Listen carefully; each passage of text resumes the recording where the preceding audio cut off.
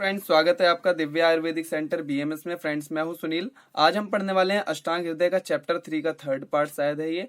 ठीक है, हमने पिछले 2 लेक्चरों में देख लिया था इस चैप्टर के बेसिक बातें क्या क्या हैं। ठीक है, आज हम पढ़ने वाले हैं इस चैप्टर की समझ लो शुरुआत ही आज से हो रही है। ठीक है, आज से इस चैप्टर की समझ लो शुरुआत हो रही है। वो सारे इंट्रोडक्शन के लिए थे इन चैप्टर्स के, जो हमने 2 लेक्चर पिछले पढ़े थे, लेकिन वो हैं बहुत जरूरी समझ लो।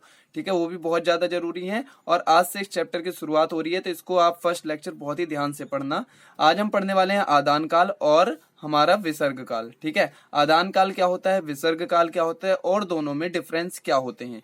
तो हम इस एक टेबल के थ्रू, इनके डिफरेंस के थ्रू 2 चीजें हमें पता चल जाएंगी कि आदान काल और विसर्ग काल में क्या डिफरेंस होता है। अगर एग्जाम में आ जाए दोनों में डिफरेंस लिखने के लिए तो भी आप लिख सकते हैं, और अगर सिर्फ आदान काल लिखने को आ जाए तो भी आप लिख सकते हैं। ठीक है, तो चलिए शुरू करते हैं आदान काल और विसर्ग काल। सबसे पहले आदान काल और विसर्ग काल में जो फर्स्ट पॉइंट है वो ये है कि आदान काल को हम उत्तरायण काल भी कहते हैं और विसर्ग काल को हम दक्षिणायन काल कहते हैं। ठीक है, अब बात आती है इसे उत्तरायण काल और इसे दक्षिणायन काल क्यों कहते हैं।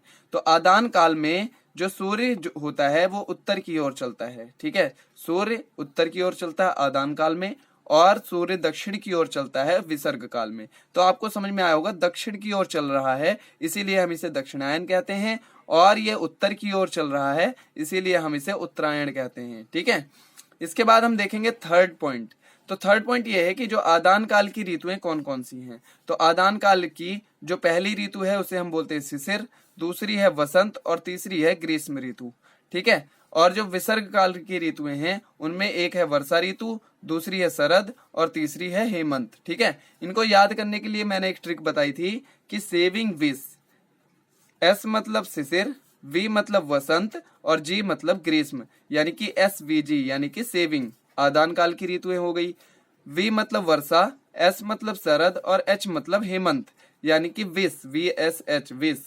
तो विष यानी हो गई विसर्ग काल की ऋतुएं। ठीक है, तो ये 3 है आदान काल की ऋतुएं, ये 3 है किसकी, विसर्ग काल की ऋतुएं।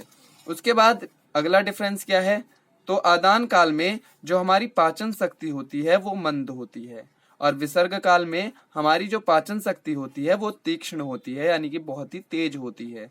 ठीक है, इसके बाद अगला डिफरेंस फिफ्थ, अग्निगुण प्रधान काल है ये। आदान काल कैसा है, अग्निगुण प्रधान, यानी कि इसमें जो अग्नि के गुण हैं वो इसमें प्रधान रहेंगे। और विसर्ग काल में कैसा होगा, सौम्य गुण प्रधान, यानी कि ठंडक रहती है ना इस ऋतुओं में, तो इसलिए इसे सौम्य गुण प्रधान कहते हैं। ठीक है, सौम्य गुण प्रधान काल।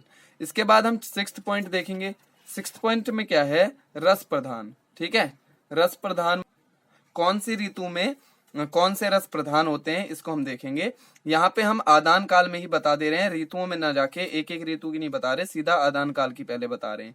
तो आदान काल में कौन से रस प्रधान होते हैं, तो तिक्त, कसाय और कटु, ये आदान काल के प्रधान रस होते हैं। और विसर्ग काल के रस कौन से प्रधान होते हैं, तो मधुर, अम्ल, लवण, ये 3 रस विसर्ग काल के प्रधान होते हैं। ठीक है, इसके बाद हमारा 7 पॉइंट क्या है, 7 पॉइंट ये है कि जो हमारा शारीरिक बल होता है वो क्षीण यानी कि कम हो जाता है आदान काल में। क्यों, क्योंकि आदान काल में सूर्य की किरणें जो होती हैं वो तीक्ष्ण होती हैं, यानी कि बहुत ही तेज होती हैं।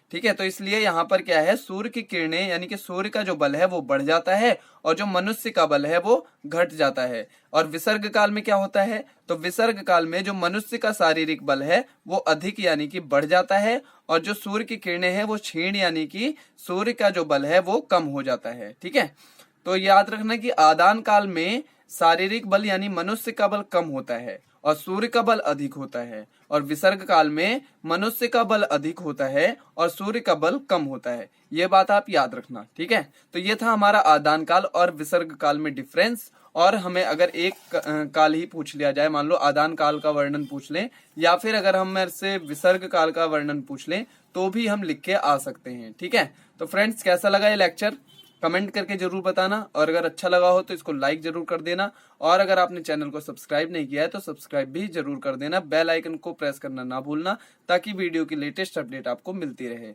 तो फ्रेंड्स मिलते हैं नेक्स्ट लेक्चर में। हम पढ़ेंगे क्या, आदान काल की ऋतुएं हैं शिशिर, वसंत, ग्रीष्म, और विसर्ग काल की ऋतुएं वर्षा, शरद, हेमंत। इन 6 की 6 ऋतुओं को हमें एक एक करके पढ़ना है। इनके अंदर हमें क्या दिनचर्या अपनानी चाहिए, कौन सा गुण प्रधान होता है, कौन सा रस प्रधान होता है, कौन सा दोष प्रधान होता है, ठीक है, मतलब कि दोष उत्तम होता है, बल किस में ज्यादा होता है, इन सब चीजों को कैसे हमें आहार विहार कैसी दिनचर्या अपनानी है हर ऋतु में, इसको हम पढ़ेंगे एक एक करके। तो नेक्स्ट लेक्चर में हम पढ़ने वाले हैं शिशिर ऋतु को, फिर वसंत ऋतु को और फिर ग्रीष्म को, ऐसे ही करके हम 6 की 6 ऋतुएं पढ़ेंगे।